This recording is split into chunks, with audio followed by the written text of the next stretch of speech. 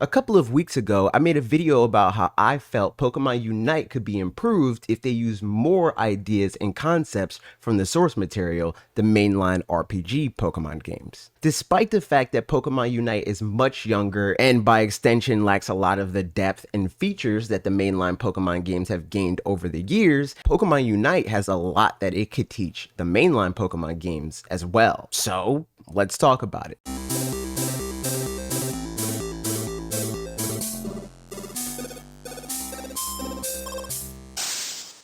Starting with a curveball of sorts, and though this may sound radical to some, like in the textbook sense, not in the surfer dude sense, it isn't necessarily unprecedented for them anymore, and that would have to be for Pokemon Company to recruit a leader in the RPG or open world or hell action adventure space they are occupying as a co-developer for the next major mainline games to help them shape the next generation of Pokemon. As garbage a corporation as they are ethically, it's hard to deny that Tencent is a formidable contributor to the MOBA space with some of the most successful games out there on the market. While Game Freak obviously knows their way around making a Pokemon game, and those aren't exactly strangers to success doing what they do, they could certainly stand to learn from their contemporaries in the gaming space if they have any interest in making their games as successful as the biggest breadwinners of their business. And these lessons could potentially be on how to make a better console game after 2 decades of developing for a much lower spec, or a game with a more modern take on the genre they currently occupy.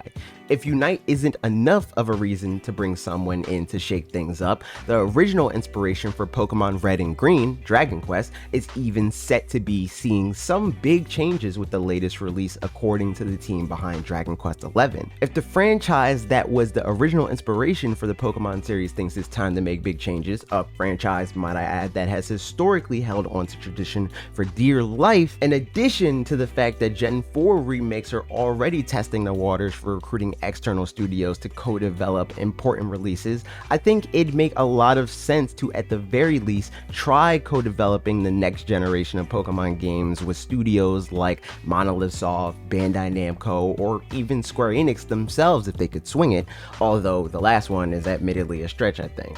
And doing this, I think Game Freak could gain some expertise they wouldn't have otherwise, likely gain some needed support for a series that is continuously ballooning logistically with every new generation released, or at the absolute least, gain some new perspective from an outside source that could lead to a beloved new take on the Pokemon games. This, I think, is a softball take. Plenty of people are saying some version of this. What I'm not seeing enough people say after the release of Pokemon Unite is that mainline Pokemon games need to allow us to customize not only our trainers, but our Pokemon with new outfits, accessories, what have you. Again, Pokemon Unite is no perfect example of how this should be done. I talked about their monetization in the last Pokemon Unite video, but the point stands that being able to give your own personal touch to the Pokemon on your team with custom outfits and or accessories would be fantastic in my opinion.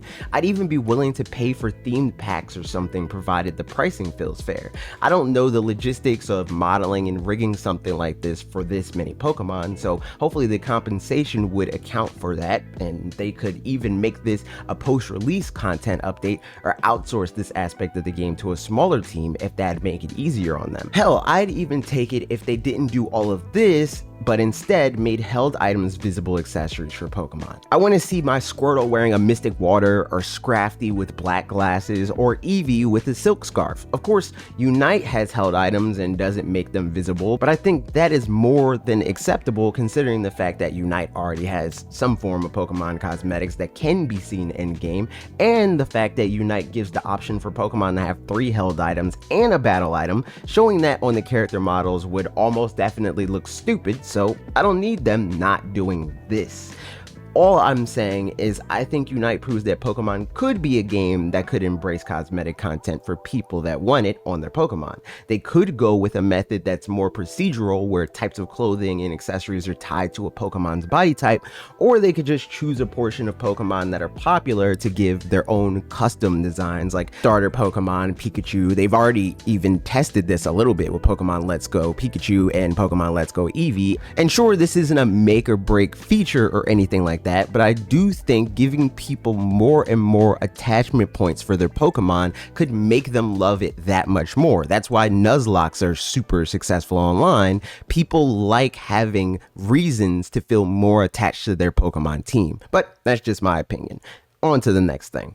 An aspect of, or the aspect of Pokemon Unite that is all but non-existent in mainline Pokemon games is PvE gameplay. The closest we've come to date is Dynamax raids, and if you have the expansion pass for Sword and Shield, Dynamax Adventures. And while I find these first attempts to be a lot of fun, they aren't exactly as appealing, or rather as well thought out as a MOBA format, and that makes sense. Being as good as a PvE focused genre at PvE would be a pretty hard thing to implement as yet another option in an already relatively layered experience. But I don't think they need to do anything remotely close to turning Pokemon into a MOBA to improve their offering here with the RPG games. They could literally just make more of what the game is for singular players, like defeating the region-specific crime syndicates or taking on battle facilities, into multiplayer experiences, and that would be moving them in the right direction.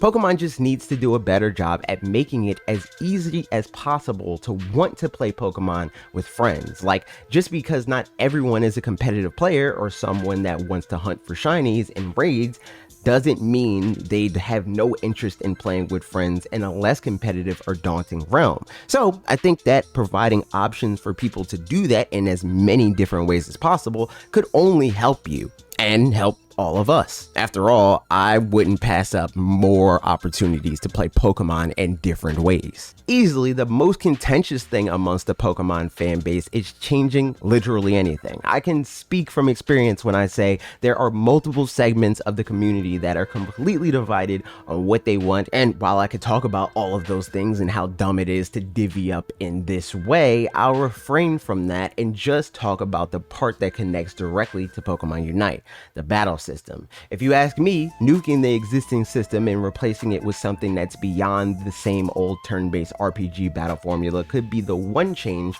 that could be made that would entirely change the public opinion of the mainline Pokemon games for the better. Pokemon as a brand, in literally every other medium that allows it, is more frenetic and interesting to engage with than the current game formula is. So as a game, you'd think the mainline series would not only want to follow suit, but rather leading the charge in making the Pokemon games look fun to play and watch. While this has always been a contentious take, Game Freak has been in frog boiling territory with their last couple of major decisions for the Pokemon franchise as it is, so I wouldn't be surprised to see them progressively work toward dashing many long-held conventions like this. And I think Unite demonstrates that some version of a mixture of stat-focused strategic combat with some level of action-based combat would represent the world of Pokemon the best. The tired excuse fans have made for the RPG formula needing to stay in mainline Pokemon games thus far has been that the mainline games are turn-based RPGs because your player character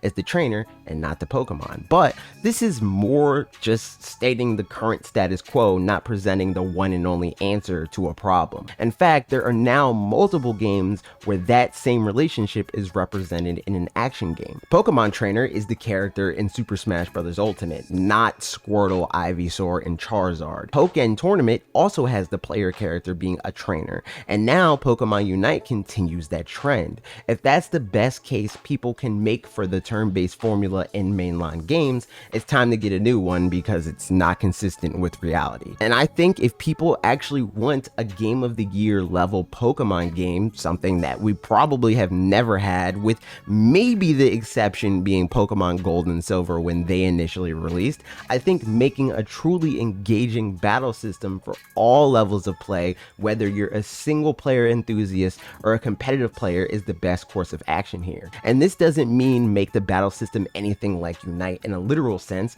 or Pokken, or literally any other game on a one-to-one basis. I believe they could absolutely find the best of all worlds with heavy inspiration from all aspects of the Pokemon property, and yes, some other games that clearly are an inspiration to their creation, past, present, and future. If people want the Breath of the Wild for Pokemon, the battle system is the first convention Game Freak needs to rethink. But that's just my opinion. What do you think? Let me know that and more in the comments down below. I appreciate you watching this video, and I would appreciate it even more if you click the like button and subscribe to the channel for more videos like this every Tuesday and Thursday at 4 p.m. Eastern time. Okay, that's it for me.